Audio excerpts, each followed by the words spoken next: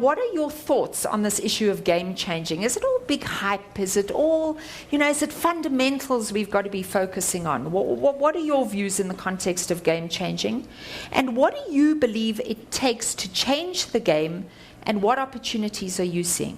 For me, this topic is really at top of my mind at the moment, just where our business is positioned and exactly how I got to where I am in my career, and how I started.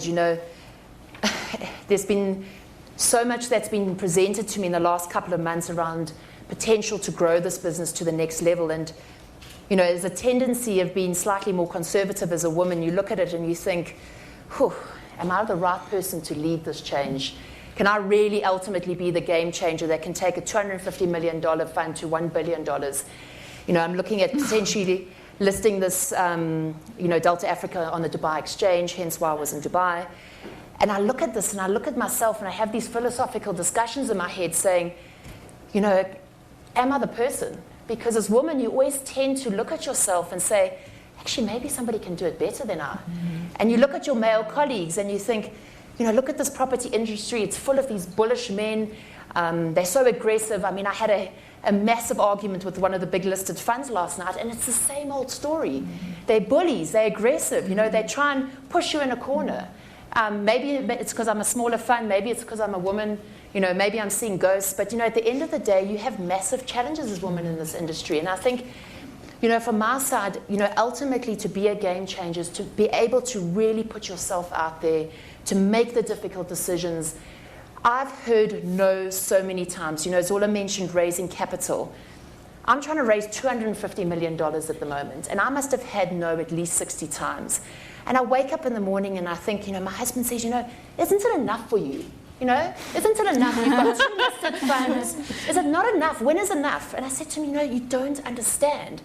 It's not about the money. I heard earlier, it's not about the money. It's about the passion and the love for what we do. And from my early days when my mom and dad didn't have enough money to send me to varsity, and I was like, what now? I had to knock on the door of BDO and say, I'm straight out of school, give me a loan, help me study. Things have been challenging along the way, and I reflect back on, how we've got to where we've got to as a business, and I see some of my wonderful colleagues sitting here, and I think about all the doors that have been slammed in my face, and all the guys that have said, Delta, B-listed fund, government property, they've lost their mind. Have you seen the government in South Africa? Are they ever going to list something like this? Every single day, you will not be able to be the perfect wife, be the executive, be the perfect mother, be the good friend and the great daughter. And it's not going to happen every day. Try, balance your life in blocks. Mm. Be a great wife this week. He'll forgive you next week. He'll forgive you next week. Okay, work is a little different, but again, with work, you don't always have to stay till 10 p.m. to prove that you're great. When there are busy periods, lean in, do what you need to do. But when there aren't busy periods, also feel comfortable with, taking a step back and leaving the office at 3:30 or 4 and going to go pick your child up from school if that's what you enjoy doing. Having spent the last 10 years in the big bad world of entrepreneurship and literally trying everything, going with what interests me, what feels right. I think it was Sean earlier who spoke about seeing opportunities and seeing problems and where you can fix them. So my whole journey has been that. And then to come back into corporate, and a lot of people saying to me, but how is it that you can go from being an entrepreneur and then going into, a full-time job? And I said, it's interesting because as an entrepreneur, you don't stop being an entrepreneur when you're not entrepreneuring, it's not a job description, it's not a job title, it's a way of thinking, and it's a way of looking at problems and a way of developing solutions that can be applied to every aspect of your life. And in fact, quite a popular term right now in the management studies community is intrapreneurship, as we all know.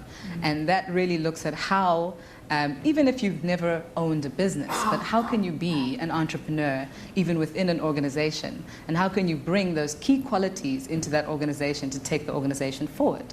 And even as a manager or a leader of a corporation, how can you harness those qualities, because we all know that entrepreneurs are renowned for innovation, and risk, you know. And these are things that are crucial to moving forward and are crucial to game changing and are crucial to actually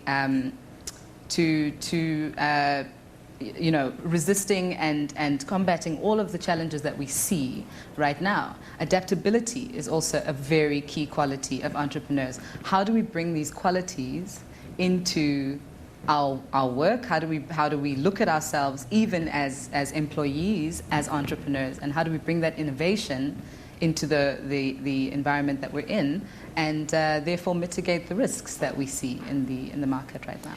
I work for government, and I have worked for the state in one form or another my entire professional life.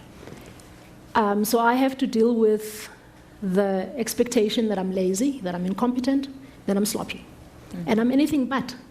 So even before we get to property and so on, part of the cloak I have to take off every morning is that this is not who I am. And incidentally, the people that I work with are anything but. So the kind of, when we talk about government and we typify them in a particular way, the people that I work with every day are not like that. And that's the first burden for me, is to change the expectation in the perceptions that people have of what government is like, and the city in particular. The second issue, you know, earlier on in the morning session, I was listening to everybody talking about thinking.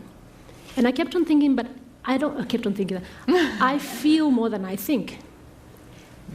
I feel first, and allow myself to be bothered. And then I think about the things that bother me, and I try and do something about the things that bother me. And I think as women, that's the one thing that we have, we feel. But sometimes we don't bring that to the work world, right? So you must think and you must do. And I was thinking how important it is for us to allow ourselves to be bothered. So I'm very bothered by injustice in any form. I'm bothered by the fact that informal is equal to illegal. And one of the things I try and do is figure out because if you think about it, a lot of people are informal, are like you and I. They're trying to feed their families, they're trying to put a roof over their heads. Why is it that our interface with them is with disdain and treating them as criminals? And that bothers me at the core of who I am. And then because it bothers me so much, I spend my time thinking of ways to disrupt how the system works. And I work in an environment that's very system and process and rule-based. So being a game changer and expanding the box isn't as easy, but it's actually a lot of fun. I actually think that, like, you know, people put up defenses because there's actually an underlying insecurity. So, like, you know, as you get older, you get wiser about these things. And I think that whether there's truth to that, I think there's you know, the old boys club, and this is how we do things, and we're not going to let the newbie in or whatever it is. But it is intimidating. I can imagine it. Like, can you imagine Bronwyn in a discussion with these guys and how intimidated they would feel? So all I'm saying is that you absolutely, you know, point taken. Like, you know, because they don't know how to deal with stuff. So when we put stuff on the table, it's the stuff that they haven't thought about. And, like, it is an intimidating environment to be in because they don't know how to deal with us. But use that as leverage. Don't use it as a disadvantage. It's advantageous to us to be able to bring those skills to the table in whichever way you want to do it. And you know, they often say, like, we've been hammered over the years as a women's property network to say that, you know, what do you girls do? Is it like a tea party, and do you get together and, like, you know? And I've always heard this, and, like, I kind of laugh it off, but it sickens me sometimes that they think that that's what we're doing. So I hope that we, you know, with all the tweeting and whatever we're doing and all the, you know, the social media that we're on, that we're able to say, actually, you know, like, take note, boys, there's, like, something happening in the background, and if you aren't looking after yourselves, there's going to be this whirlwind of women that are coming up that are going to give you a run for your money.